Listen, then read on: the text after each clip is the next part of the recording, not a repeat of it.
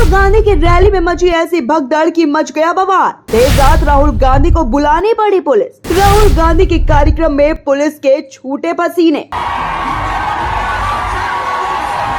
दोस्तों, एक तरफ मोदी सरकार की रैली में भीड़ इकट्ठा नहीं हो पा रही, तो दूसरी तरफ राहुल गांधी की रैली में भीड़ इतनी बेकाबू हो जाती है कि पुलिस वालों के भी पसीने छूट जाते हैं। दरअसल 5 राज्यों में विधानसभा चुनाव होने वाले हैं और ऐसे में राहुल गांधी चुनाव प्रचार में काफी ज्यादा एक्टिव नजर आ रहे हैं। इसी क्रम में राहुल गांधी कल तेलंगाना पहुंचे और वहां पर बड़ी रैली को संबोधित किया और इसके बाद रात में अचानक उन्होंने पदयात्रा निकाली। ये पदयात्रा हैदराबाद में रेलवे स्टेशन से निकाली गई और रात होने के बाद भी राहुल गांधी की पदयात्रा में भारी भीड़ देखने को मिली। भीड़ इतनी ज्यादा थी कि पुलिस वालों के भी पसीने छूट गए भीड़ को काबू करने में। तो वहीं राहुल गांधी की पदयात्रा को लेकर लोग भी काफी ज्यादा उत्साहित नजर आए। हर तरफ बस लोग ही लोग नजर आ रहे थे। भीड़ ऐसी थी कि जहां तक नजर जाती वहां तक सिर्फ और सिर्फ पब्लिक ही दिखाई दे रही थी और भीड़ काफी ज्यादा हो गई थी। उसको काबू करने के लिए पुलिस को भी काफी ज्यादा मशक्कत करनी पड़ी। वो इस पदयात्रा के बाद राहुल गांधी ने बस पर चढ़कर पब्लिक को संबोधित भी किया और बीजेपी और केसीआर पर जमकर निशाना भी साधा। भाइयों और बहनों, आखिरी बात मैं आपसे कहना चाहता हूं। సోదరి సోదరిమణులారా, నేను చివరిగా ఒక మాట చెప్పదలుచుకున్నాను। मैं बीजेपी से लड़ता हूं। నేను బీజేపీతో పోరాటం చేస్తా ఉన్నాను। आरएसएस से लड़ता हूं। आरएसएस తో పోరాటం చేస్తా ఉన్నాను। वो नफरत फैलाते हैं, వాళ్ళు విద్వేషాన్ని రెచ్చగొడతా ఉన్నారు। मैं मोहब्बत की बात करता हूं। నేను ప్రేమ గురించి మాట్లాడుతా ఉన్నాను। वो नफरत कि बाजार चलाते हैं, मैं मोहब्बत की दुकान खोलता हूं। ఎవరైతే విషయం చిమ్మే ద్వేషాన్ని చిమ్మే బజార్ నడుపుతున్నారో అందులో నేను ప్రేమను పంచే దుకాణాన్ని తెరిచి ఉంచాను। वो देश को बांटते हैं, मैं देश को जोड़ने का काम करता हूं। वो देश को बांटते हैं, मैं देश को जोड़ने का काम करता हूं। వాళ్ళు దేశాన్ని విభజించాలని చూస్తున్నారు, నేను దేశాన్ని కలుపుంచాలని ప్రయత్నం చేస్తా ఉన్నాను। मेरे ऊपर बीजेपी आरएसएस ने 24 केस लगा रखे हैं। आरएसएस बीजेपी 24 కేసుల్లో में बैठी। जैसे सेना वालों को मेडल मिलता है वैसे ये मेरे मेडल है। मेडल इచ్చారు నాకు 24 కేసులతో। मैं और केस और मेडल खोजता रहता हूं। నేను ఇంకా కేసులు పెట్టుకున్నా పర్వాలేదు, ఎన్ని మెడల్స్ తెచ్చినా నేను సిద్ధంగా ఉన్నాను। मैं सुबह उठता हूं, अगर बीजेपी का कोई आक्रमण ना हो या मेरे बारे में वो कुछ गलत बात ना बोले, मुझे मजा नहीं आता। నా మీద बीजेपी వాళ్ళు మాట్లాడకపోతే నాకు పెద్దగా సంతోషం ఉండదు, ఎందుకంటే నేను వాళ్ళతోనే యుద్ధం చేస్తా ఉన్నాను। उनकी गाली सुनकर मुझे अच्छा लगता है। వాళ్ళ తిట్టు తినే कि मैंने देखो अपने दुश्मन को इतना हिला दिया कि वो 24 घंटा मेरी बात कर रहे हैं।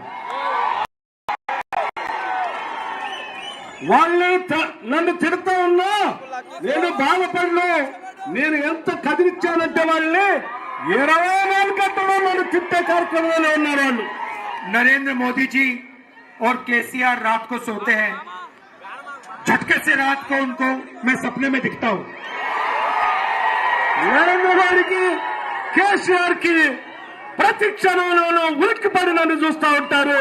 झट से उठते हो, झटका यहां भी घुस पड़ा। ये कैसे हो गया? ఇది ఎట్లా జరిగిందని सपने में भी आ गया। ఉలిక్కిపడి కలలో కూడా ఉలిక్కిపడతా ఉన్నారు నన్ను చూసి। सरकारी घर था मेरा, वो नरेंद्र मोदी उठा के ले गया। सरकारी నాకు ఇచ్చినటువంటి ఇల్లును కూడా నరేంద్ర మోడీ తీసేసుకున్నాడు। मैंने कहा ले जाओ अपना घर, मुझे नहीं चाहिए तुम्हारा घर। अरे నేను అలా చెప్పినా తీసుకోని ఇల్లు నాకు అవసరం లేదు, తీసుకో అని చెప్పా। मेरा घर पूरा हिंदुस्तान है, पूरा तेलंगाना।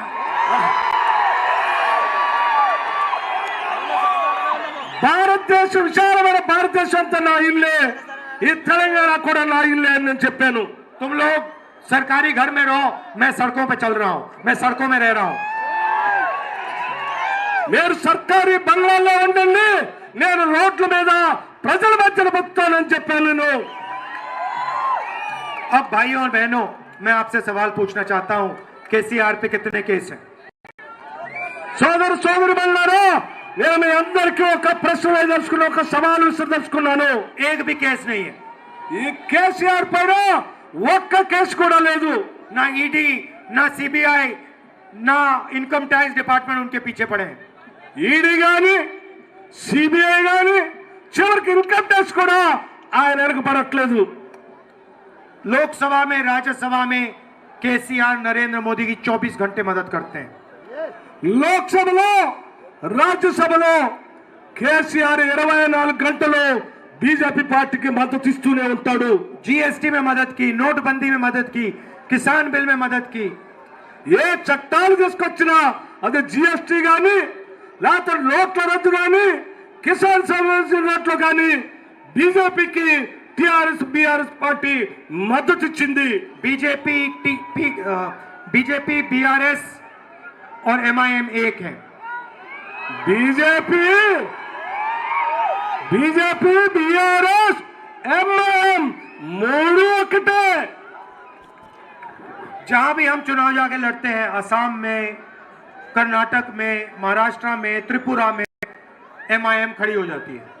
ఎక్కడెక్కడైతే ఎన్నికలు జరుగుతూ ఉన్నాయో అస్సాంలో గాని త్రిపుర లాంటి రాష్ట్రాల్లో గాని ఎక్కడెక్కడ ఎన్నికలు జరిగినా ఎంఐఎం వచ్చి అక్కడ పోటీ చేస్తా ఉంటుంది. मैं उनके नेताओं से पूछना चाहता हूं, ये कैंडिडेट खड़े करने के लिए आपको पैसे कहां से आते हैं? నేను ఎంఐఎం నాయకులు అడగదలుచుకున్నాను, ఇటువంటి రాష్ట్రాల్లో మీ అభ్యర్థులు నిలబెట్టడానికి డబ్బులు ఎక్కడి నుంచి వస్తా ఉన్నాయి అని. ये केसीआर और नरेंद्र मोदी के एटीएम से आते हैं। వీళ్ళు ఎంఐఎం వాళ్ళు కేసీఆర్ బీజేపీ ఒక ఏటీఎం అంటే ఎనీ టైం మనీ లాగా చూస్తా ఉంటారు. तो ये तीनों मिले हुए हैं। ఈ ముగ్గురు కలిసే ఉన్నారు. आपने देखा होगा 3-4 महीने पहले बीजेपी के सारे लोग छाती फैलाए घूम रहे थे। మీరందరూ చూసే ఉంటారు, 3-4 మాసాల క్రితం బీజేపీ నాయకత్వం అంతా కూడా ఛాతి విరుచుకొని ఈ రాష్ట్రంలో తిరుగుతూ చూశారు. मोदी जी छाती फैला के घूम रहे थे। మోదీజీ ఛాతిని విచ్చవచ్చి వేసుకొని తిరుగుతా ఉన్నారు. कांग्रेस पार्टी मैदान में उतरी, पूरी की पूरी बीजेपी की हवा निकाल दी हमने। కాంగ్రెస్ పార్టీ మైదానంలో దిగంగానే వాళ్ళ గాలి మొత్తం తీసేసింది, గాలి అంతా పోయింది. गाड़ी में टायर होते हैं ना, चारों के चारों टायर पंचर कर दिया हमने बीजेपी के। బండిలో దిగుతారు కదా, ఆ బండికున్న 4 చక్రాలు కూడా గాలి పోయింది, తీసేసాం.